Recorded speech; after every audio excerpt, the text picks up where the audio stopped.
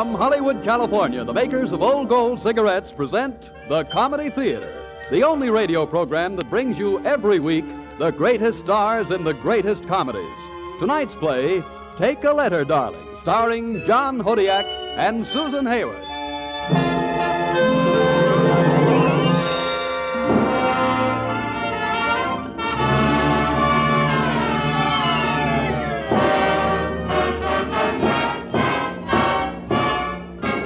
And here is the director of the Old Gold Comedy Theater, Mr. Harold Lloyd.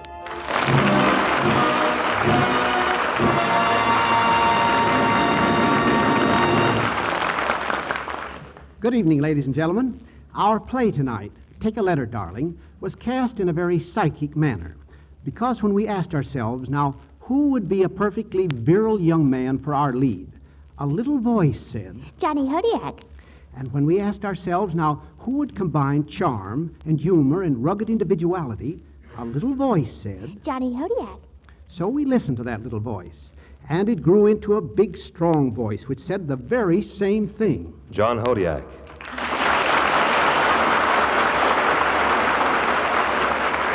Welcome to Comedy Theater, John.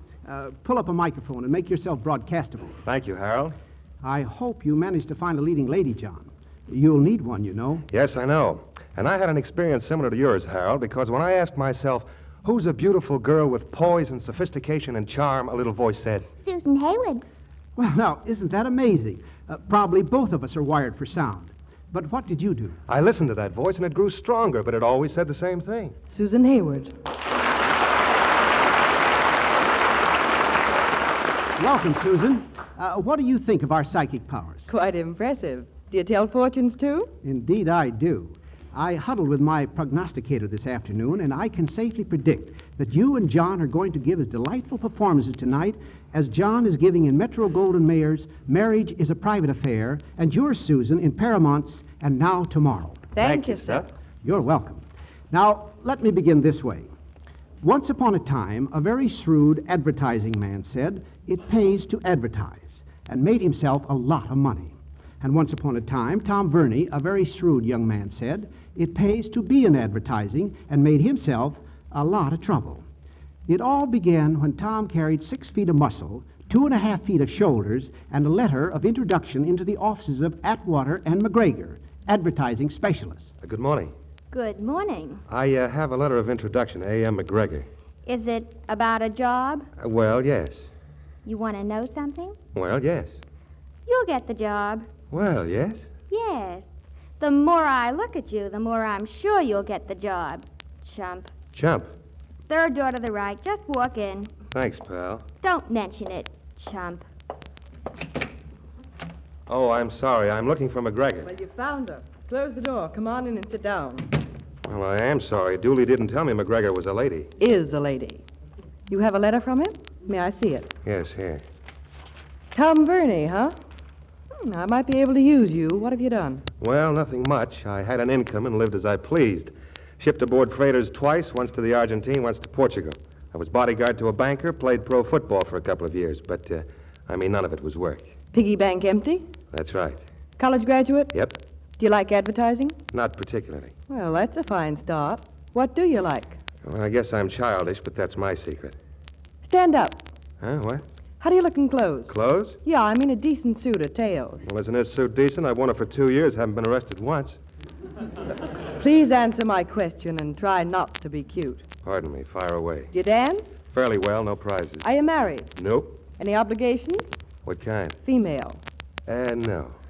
Well, you're a little on the gargantua side, but I'll take a chance. You'll start at $50 a week. $50? When you're worth more, you'll be paid more. Oh, thanks. But what am I? My private secretary. Yeah, but I don't know anything about shorthand or typing. Oh, we have girls in the outer office for that. Your duties will be more personal. I see. Miss McGregor, I came here because I needed money, but if what I'm thinking is right, pardon me while I go out and start digging a nice clean ditch. Oh, just a moment, Mr. Verney. Believe me, I won't hurt you. Your 3 predecessors made the same mistake. It was probably the night work that fooled them. Night work? Mm-hmm. You see, a woman in advertising has an edge and a handicap. She's a woman. That's the edge. But so are the wives of the executives she has to deal with.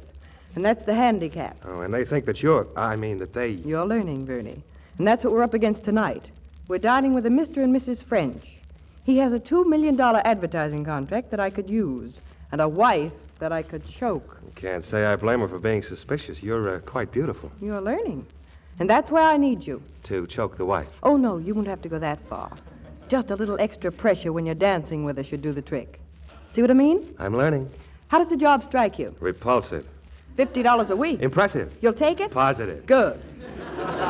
Now dash over to Barton's and get yourself a full-dress suit. Here's the address. I'll pick you up tonight at 7. You'll probably need alterations. Hurry now and ask for Mr. Barton personally.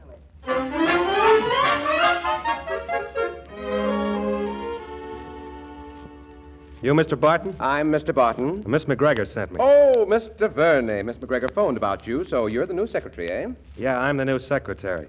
Let me see some soup and fish. I have to pick one out. Now. My men have taken care of everything. What do you mean? Well, tails, top hat, stick, gloves, complete gentleman. It's all ready for you. Stick? And I have a little surprise for you, Verney.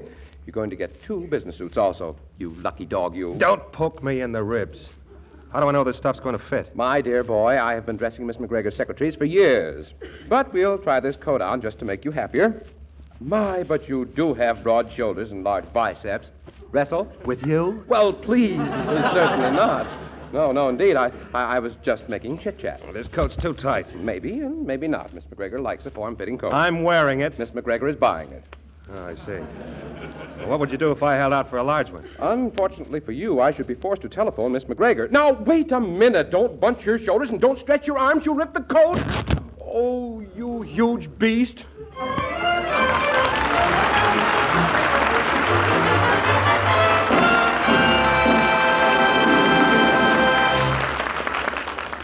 I thought that was a ripping good scene, didn't you, B.W.? Well, frankly, H.L., I didn't think Mr. Barton had to get upset, supposing Tom did rip a coat. Did you hear what Barton called him? A huge beast. Oh, but B.W., you must remember that Barton is an artist at his work. Every thread and stitch in that coat was a work of art. And with one stretch of his arms, Tom ripped the coat to shreds. Now, why shouldn't Barton be annoyed? Oh, come now, H.L. You know that when situations like that arise, we have a magic formula. Oh, of course. Gee, someone should have told Barton. Someone should have said to him, why be irritated? Light an old gold. H.L., truer words were never spoken. Yes, smokers, why be irritated? Light an old gold. When you need a minute to straighten yourself out, that's the time for the comfort and pleasure of a fine cigarette. But you know from experience that you get no pleasure if your cigarette is dry and harsh. Therefore, to help prevent cigarette dryness, Old Gold's magnificent tobaccos are conditioned with apple honey.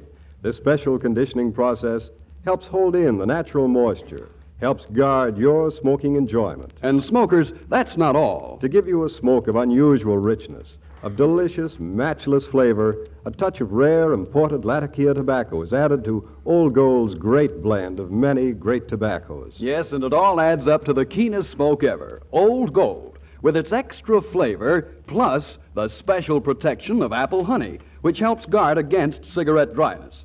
So, friends, play it smart. When little annoyances come your way, just say, why be irritated? Light an Old Gold.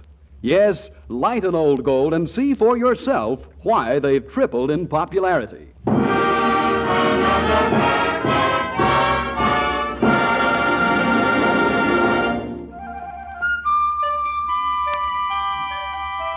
Yes, this is Harold Lloyd to tell you that Tom Verney carried off his first assignment with flying colors. While Mrs. French spread her wings and Tom spread the oil, McGregor spread the contract before Mr. French and got 5 winks, 3 hand squeezes, 2 knee nudges, and 1 important signature. And McGregor was grateful. She doubled Tom's salary. Yes, McGregor knew a good man when she saw one. That is, secretarially speaking. And she knew an unhappy man when she saw one, too, because the next day in the office she said, Vernie, you did a fine job on Mrs. French. What did you say to her? I did what you told me, that's all. What's the matter? Nothing. You don't like your work, huh? Well, I don't feel honest. I don't even feel like a man. Do you want to quit? No. Why not? I need the money. Oh. Vernie, Right. what do you think of me? How do you mean? Well, personally, what's your opinion? You're a very successful woman, beautiful and clever, that's all I think. Vernie, do you think you could ever fall in love with me? What? Answer me. Do you think you could ever fall in love with me? No. Well, I'm glad to hear it. You're liable to be the best secretary I've ever had. Now, you just do what I tell you, do it well, and think what you want. Thanks, I always do. Oh, pardon me. I thought you were alone. Come on in, it's all right. This is Atwater, my partner. Vernie, my new secretary I was telling you about. Glad to know you. How do you do? Big fella, isn't he? Smart operator, too. He knocked 20 years off of Mrs. French last night with his strong right arm. I used to be good at that sort of thing, and then all at once I lost my fire, my waistline. And quite a few good contracts. I've got an exercise that's good for the waistline. Well, I don't need it. I've got a partner that's good for the contracts. And why should you worry as long as I'm willing to make your living, huh? Oh, no complaint, my dear. I came in to tell you that Jonathan Caldwell and his sister Ethel are in town. Oh, the man with 4 wives and a tobacco fortune. He hasn't any wife now. He hates and despises women. Can't stand the sight of them. After 4 strikes, he's not only out, well, he threw his bat away. Been reading up on him? Talked to him last night. You know, the Caldwell Tobacco Company should keep him locked up. Their president? He's the president? He's the big wheel, along with his sister. Well, he's in town to change agencies. What? Why didn't you say so? Get him on the phone. What are we waiting for? Now, take it easy. You haven't got a chance. He hates women. That's a $10 million account. Who's a woman? You were, last time I looked in your direction. Well, don't be silly. We're wasting time. If he hates women, I'll be something else. This she does with mirrors. Don't be a sap, Atwater. Look, get me all the newspaper clippings on his past love life. I know a couple of books you'd enjoy more. Vernie, have the art department get me copies of the Caldwell advertising layouts for the past 5 years. All right. And then go to the library and get all the books you can on tobacco. Everything about tobacco. Okay. And get going, partner. Get Caldwell on the phone and make an appointment for me next Monday. I'll need the weekend to plan my campaign. Well, you don't need to get so excited about it. It's just another account. Oh, what am I saying? Anything else? Yeah, pack a bag for the weekend. We'll work together. A bag where? At my lodge. Now, we've got a lot of work to do, and we won't be disturbed. Oh, remind me to get a couple of dresses. Very demure and innocent looking. For the lodge? Of course not. For Caldwell. Or should I make train reservations? Oh, don't bother. We'll drive.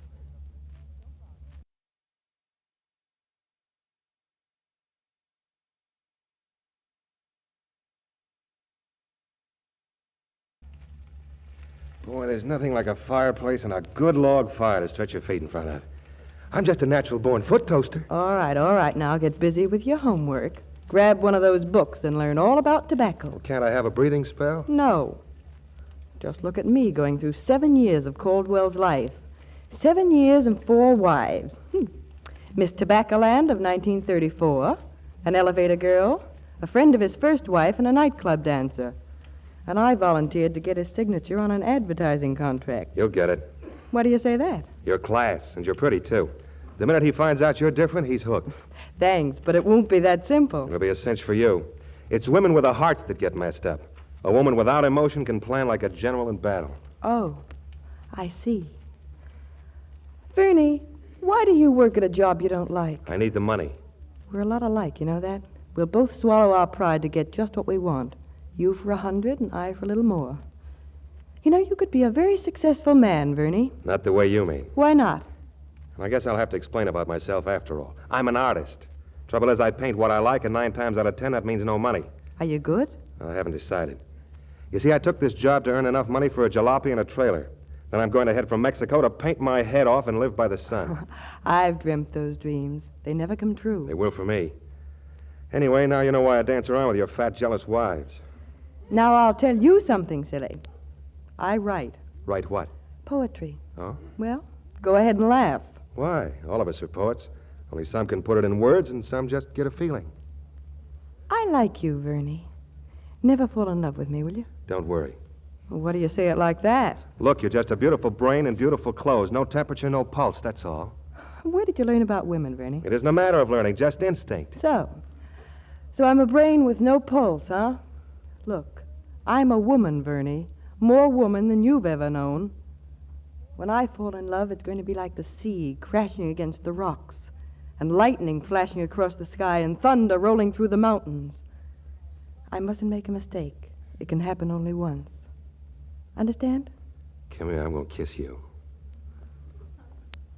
Get your things packed. We're going back to town. Tonight? As soon as you're ready. Why? As long as you're working for me, you'll do as you're told. Start packing. I'll meet you outside in the car. Okay, you're the boss.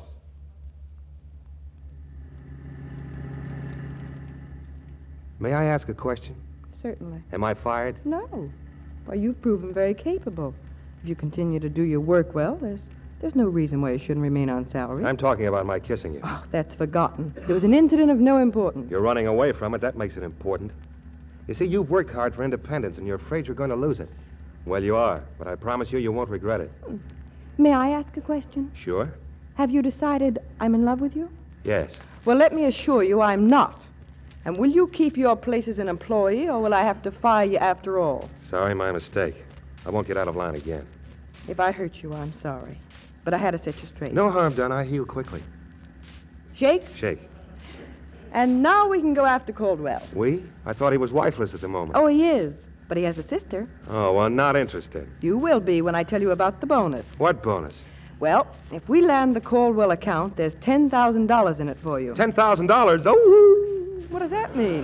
Well, ain't nobody here but us wolves, boss. Nobody here but us wolves.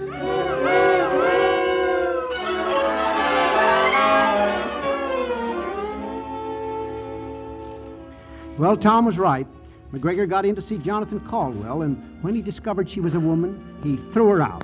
But she left behind some advertising samples that caught his eye, and she left behind the memory of beautiful hair and beautiful features and a beautiful figure that must have caught his other eye, because that afternoon he phoned and told her. I called to find out if you submitted that campaign to my competitors as you threatened to do. Why, no. Not yet. No doubt. I think it merits further discussion. How are you with women? Women? Yes, my sister has the final say in the advertising. You know, you'll have to convince her. Well, how about dinner with us tonight? Oh, that'll be excellent. Oh, by the way, one of our best men is just back from Washington, Tom Verney. Mind if I bring him along? Feel you'll need some help with my sister? Not at all, but, well, he has some of the best brains in the advertising business, and we could use his ideas. Well, bring him along. She might fall from at that.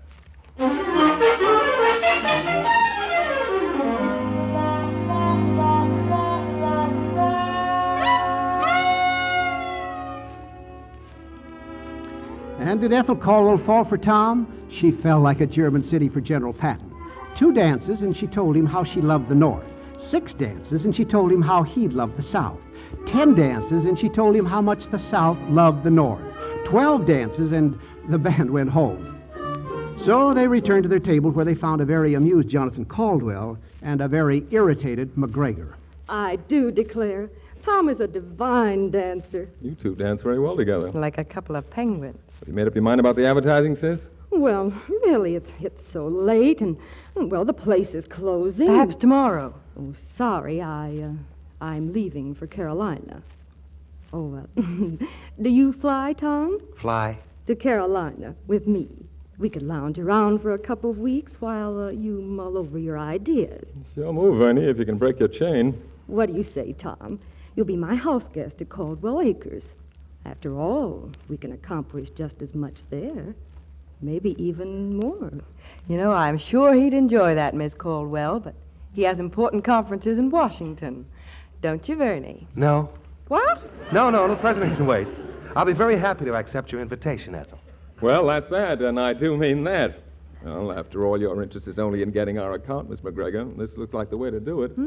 Oh, yes. Of course, if Mr. Verney feels the president can wait. I'm just a taxpayer. I'll have the hotel arranged for another plane ticket. Well, that'll be fine. Shall I call for you at your hotel? Well, do. Then we can have breakfast together. Well, of all the... Steady. Remember that contract. I never Business, saw you such know. a disgusting exhibition of... Now, never cry over spilled hamburger. After all, you brought it along for the wolf. Is your sister a wolf? Mm-hmm. Runs in the family. Didn't you notice how long he is? Yes, and I'd like to tear them off. Just wait till I get him alone. I'll tell him.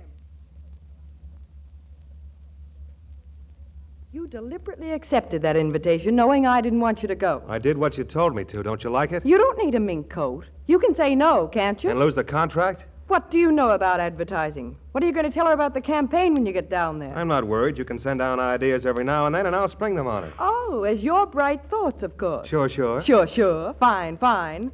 I should beat my brains out so that you can convince her that you're an encyclopedia with muscles. Oh, let's not get excited. If I made a mistake, fire me. I can't fire you, and you know it. All right, then I quit. No! Then stop yelling at me. I'll just say one thing. Never in my whole life have I seen a man make a greater fool of himself over a woman. Check. Prancing around the floor like a Great Dane chasing butterflies. Check. You never even asked me for a single dance. Check and double check.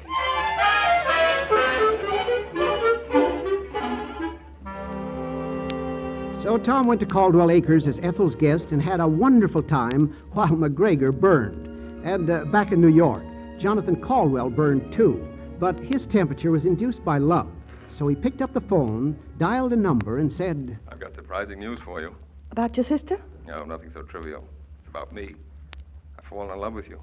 How soon can I see you? Oh, well, look, some important business has come up. I'm leaving for Caldwell Acres this afternoon. Perfect, so am I. I'll have you on my own home grounds. Are you hinting that I have a chance of becoming Mrs. Caldwell the Fifth? Do I have to join a union? Nothing so drastic. But I warn you, I'm going to make you care for me. And I say that knowing that right now, spiritually, you're sitting on Tom Verney's lap. and he was so right, because as soon as they arrived at Caldwell Acres and McGregor could get Tom alone, she said, What do you think I'm paying you for? Why didn't you answer my wires? Why, these sample layouts haven't even been opened. No, take it easy, take it easy.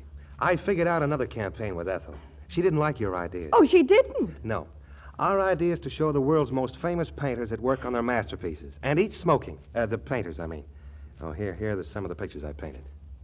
Hey. Well, say, these aren't bad. Not bad at all. What an idea.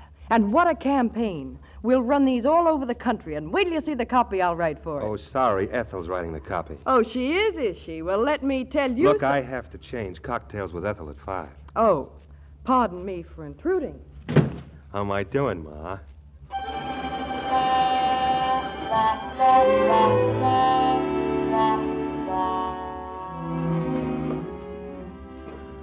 Yeah, Tom was doing fine. He was doing just what Jonathan had advised. Look, you can't overdo this jealousy business. Pour it on. Yeah, but isn't there a time when a girl like Mac is liable to get too much and bounce back into some other fella's arms? Not a chance. You can't overdo it. Pour it on. And he did. He really poured it, so heavily that McGregor finally came to Jonathan and said, Jonathan, a while ago, you asked me to marry you. Does that offer still stand? Why, yes. Good. I accept. And then Jonathan went to Tom and said, Well, old man, I guess you can stop pouring it on now. You mean she's had enough? Yep, she's going to marry me. Marry you? That's right. Well, what are you going to do about it? Just this. Oh.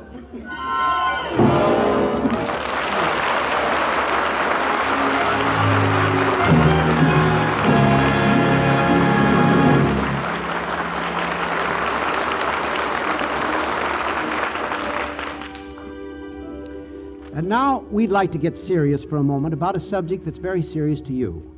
You've been hearing lots of confusing stories about cigarette shortage. Maybe you've been asking yourself lots of questions. Well, here's Bob Williams with a real answer to those questions. You want to know, of course, why there is a cigarette shortage. Well, there's a reason. In fact, 3 big reasons. Reason number 1. Like many other manufacturers, cigarette producers are faced with a manpower shortage. Many of the men and women who made your cigarettes before are making vital war goods now. So that puts a limit on the number of cigarettes that can be made. But the makers of Old Gold can tell you this. In spite of these difficulties, we're turning out every cigarette we possibly can. However, There's reason number 2. more people are smoking more cigarettes than ever before. The demand for Old Gold has been especially heavy. It has actually tripled in recent years. Naturally, we're sorry there aren't enough to go around everywhere, but be sure of this.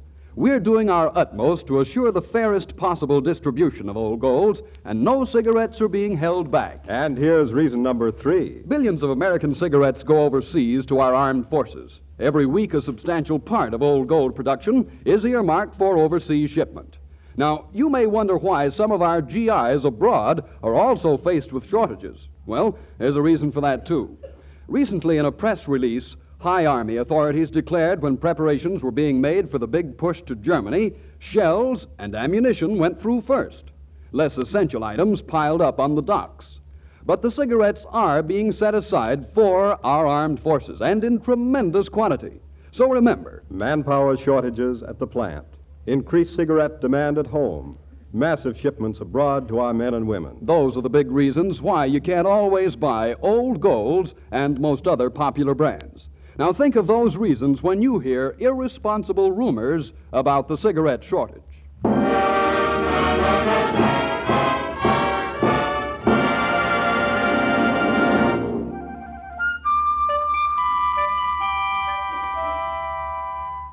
Yeah, this is Harold Lloyd again, and you're all invited to the wedding. Oh, yes, it's scheduled. Tom is back in New York, brooding in his attic studio. Atwater brought him his check for $10,000 because the Caldwell account has been landed. But Tom, he isn't happy. So he sends McGregor a large portrait for a wedding present. And at Caldwell Acres, they are rehearsing the wedding, and two of Jonathan's disapproving aunts have retired to the library to inspect the presents, when suddenly... What in the world was that? Sounded like Aunt Judy. We'd better go see. So, there you are. Jonathan Caldwell, you're a fool. Aunt Judy. And you woman, you're what I knew you were the minute I laid eyes on you. Aunt Minnie. We refuse with all the decency that's in us to be present at this wedding. If your mother were alive... Come, Minnie. We'll never enter this house again. To think we'd ever live to see the day. What are they talking about? You'll find it with the presents. Quite a charming portrait of you, Miss McGregor. Of me? Here it is. Well, what's this card? To Mac in Memoriam, Tom. Why, it's almost nude. What a childish trick. What a relief, I'd say. Relief? To find out you're human. Was Varney foolish enough to think that this shock would be out of the marriage? Well, I don't care what he thinks. What about you? Do you think I posed for this? Oh, Mac, forget the act. I know how these things happen. A couple of advertising executives on their night off. But I tell you, I had nothing to do with this. Do you think I have hips like that? You don't understand. I'm glad you did pose for it. You know, I've been around myself. It's good to know you talk my language. Oh, so I talk your language, do I? You and your 4 other wives, why, you big flub. I wouldn't marry you if you were the last pair of pants below the Mason-Dixon line. Now, wait a minute. Don't show that face! I wasn't going to, but thanks for a wonderful idea. And that should have ended everything. But when a girl's walking along a southern highway, burdened with 2 suitcases, and a young fella like Tom Verney comes along in a jalopy with a trailer attached, she can't throw rocks at him forever, can she? Sooner or later, she'll just have to get in and hear him say, Sorry, Mac. It's the only way I could bring you to your senses. Where are you going? Mexico, remember? Got a lot of painting to do down there. Where do you want me to drop you off? Oh, anywhere. Sure thing. You can get back to New York in your advertising business. You've got freedom and independence. It's in your blood. You'll never change. Tell me, how are you going to live? Me? Old beans and tortillas out in the open. Rough it, that's for me. Verney. What? How do beans and tortillas out in the open taste? Best food in the world. I'd like to try some. You mean you're coming along? Mm-hmm. Just for that? Not just that. I'm going to teach you how to paint. Well, thanks, but I'm pretty good already. You've got one weakness. Like what? Maybe you need a streamlined model. You're not too good on hips.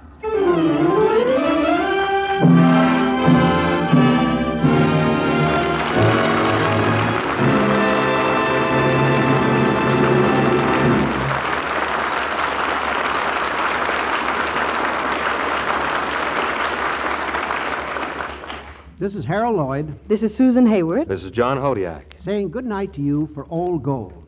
And I hope you'll be with us again next Sunday when the Old Gold Comedy Theater presents Adolphe Menjou in Louder, Please. See you then.